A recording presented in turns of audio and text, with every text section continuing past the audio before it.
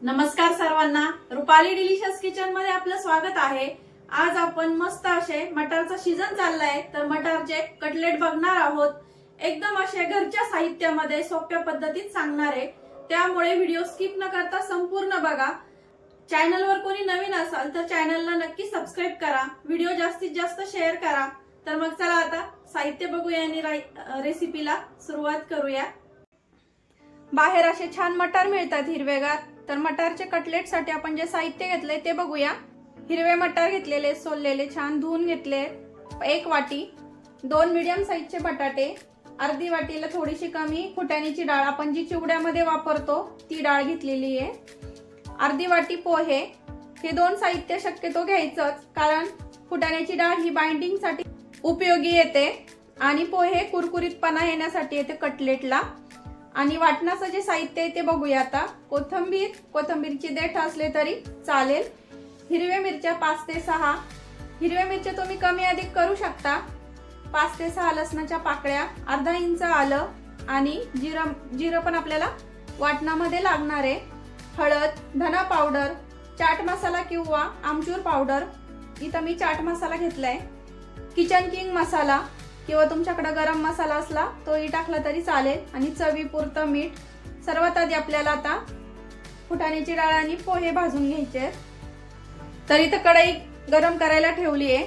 फुटाण्याची डाळ जास्त भाजायची काही गरज नसते, पोहे आणि फुटाणे आपण सोबतच टाकूया भाजण्यासाठी। हलका रंग येईपर्यंत आपल्याला आता पोहे आणि डाळ भाजून घ्यायची आहे, खूप जास्त भाजायची गरज नाहीये, फक्त थोडासा कच्चेपणा कमी होईपर्यंत आपण भाजून घेणार आहे। हलकासा रंग बदलायचा आहे फक्त। अगदी एकदम घरच्या साहित्यामध्ये हे कटलेट तयार होतात आणि खायला एकदम छान लागतात, टेस्टी लागतात। मुलं एकदम असं आवडीने खातात, मुलं काय मोठे सुद्धा आवडीने खातात। काहीतरी वेगळं मुलांना सुट्ट्यांमध्ये करून दिलं म्हणजे मुलं पण खुश आणि भाज्या पोटात गेल्या म्हणजे आई पण खुश।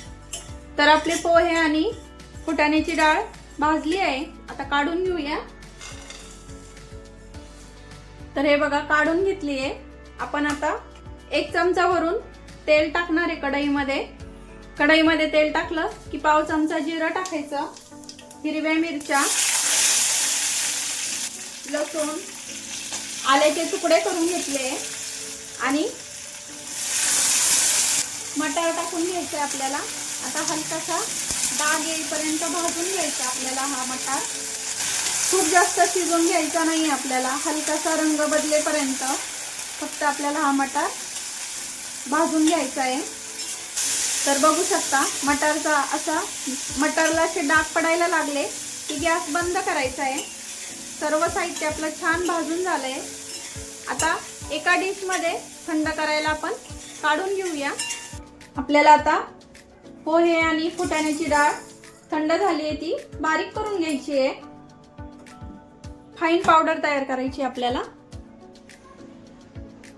तर हे बघा अशी एकदम फाईन पावडर आपण तयार करून घेतली, इथं काढून घेऊया। आता मटार आणि मिरच्या वगैरे सगळं थंड झालंय, हे पण बारीक करून घ्यायचंय, तेच मिक्सरचं भांडं घेतलंय। सर्व काढून घेऊया साहित्य। आता यामध्येच आपल्याला हिरवीगार अशी कोथिंबीरची देठ किंवा भरपूर अशी कोथिंबीर टाकून घ्यायची आहे, आणि हे असं ओबडधोबड वाटायचं आहे आपल्याला, खूप जास्त असं बारीक वाटायचं नाहीये। तर हे बघा या पद्धतीने असं जाडसर मी वाटून घेतलंय। आता आपण ज्या भांड्यामध्ये फुटाण्याची डाळ ते भाजून घेतलं होतं त्याच भांड्यात आपल्याला इथं सर्व हे साहित्य काढून घ्यायचंय। सर्वात आधी मटार आणि मिरचीचं जे वाटण आहे सर्व ते काढून घेऊया। तर यामध्येच आपल्याला बटाटा मॅश करून घेतलाय, उकडलेला बटाटा घेतलेला आहे, तो मॅश केला, तर तो पण टाकून घेऊया। आणि पोहे आणि फुटाण्याची डाळ जी घेतलेली आहे बारीक करून ही पण टाकून घ्यायची आहे। आता सुके मसाले टाकून घेऊया।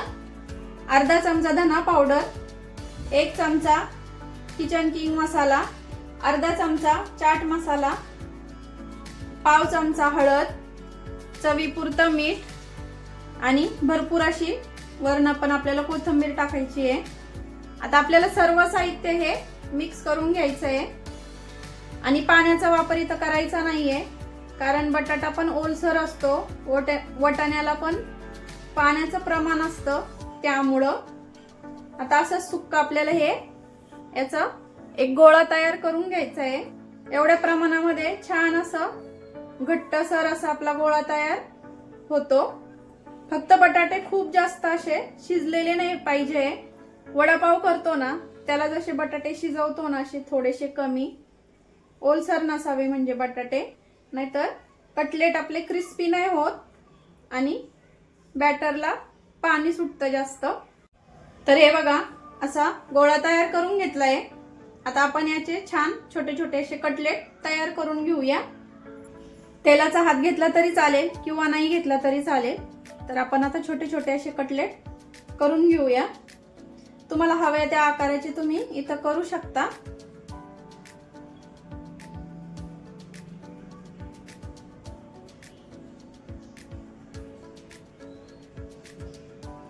तर मी असे छोट्या छोट्या आकाराचे कटलेट इथं करते। हे बघा ह्या पद्धतीने आपण सर्व कटलेट करून घेणार आहे।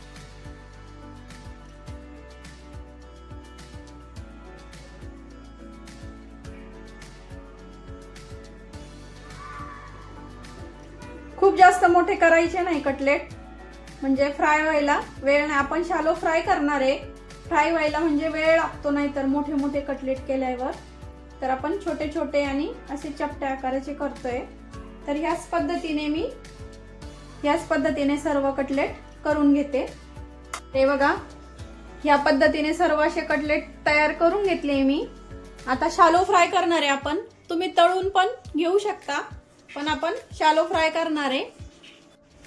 तर मी इथं पॅन घेतलाय, तुम्ही तवा पण घेऊ शकता। तेल टाकून घेते, 4 चमचे तेल टाकून घेतले पॅन मध्ये। तर थोडंसं गरम होऊ द्यायचं आहे। तर आपलं तेल छान गरम झालं। इथं आपण कटलेट असं साईडने ठेवून घेणार आहे।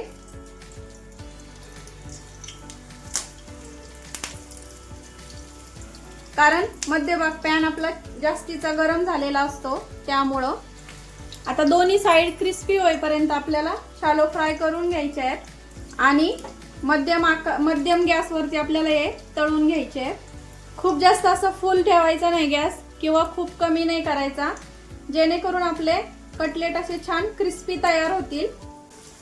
तर खालची साइड आपण बघूया आता। तर हे बघा छान अशी ब्राऊन रंगावरती आली आहे। तर अजून आपल्याला थोडेसे परतून घ्यायचे आहेत, म्हणजे छान असे क्रिस्पी तयार होतील। अजून थोडेसे होऊ देऊ आपण खालच्या साइडनी। तर आपण आता कटलेट दुसरी साइड चेंज करूया। हे बघा किती छान अशी क्रिस्पी तयार झाले एका साइडनी। आता दुसरी साइड पण आपल्याला एकदम अशी क्रिस्पी तयार करून घ्यायची आहे। तर हे बघू शकता किती छान असे खमंग आपले कटलेट दिसत आहेत। आता दुसरी साइड पण आपण अशी छान क्रिस्पी तयार करून घेऊया। तर दुसरी साइड पण आपली छान अशी क्रिस्पी तयार झालेली इथं हे बघा। कुरकुरीत असे आपले मटार कटलेट इथं तयार झालेले आहे। बाकी सर्व पण मी असेच करून घेते। हे बघा किती छान आवाज येतोय आणि अगदी कमी तेलामध्ये तयार होतात, अजिबात तेलकट होत नाही। आता काढून घेते एका डिश मध्ये आणि बाकी सर्व कटलेट याच पद्धतीने करून घेते मी। तर आपले इथं क्रिस्पी आणि एकदम असे सोप्या पद्धतीचे कटलेट तयार झालेले आहे। रेसिपी कशी वाटली कमेंट करून नक्की सांगा। तुम्ही नुसते सॉस बरोबर किंवा नुसतेच पण खूप छान लागतात हे गरम गरम असे छान। तर सोप्या पद्धतीची सांगितली आहे, एकदम घरच्या साहित्यामध्ये होणारी रेसिपी ही। तर रेसिपी तर आवडलीच असेल, त्यामुळे लाईक करा आणि कमेंट करून सांगा तुम्हाला रेसिपी कशी वाटली ते।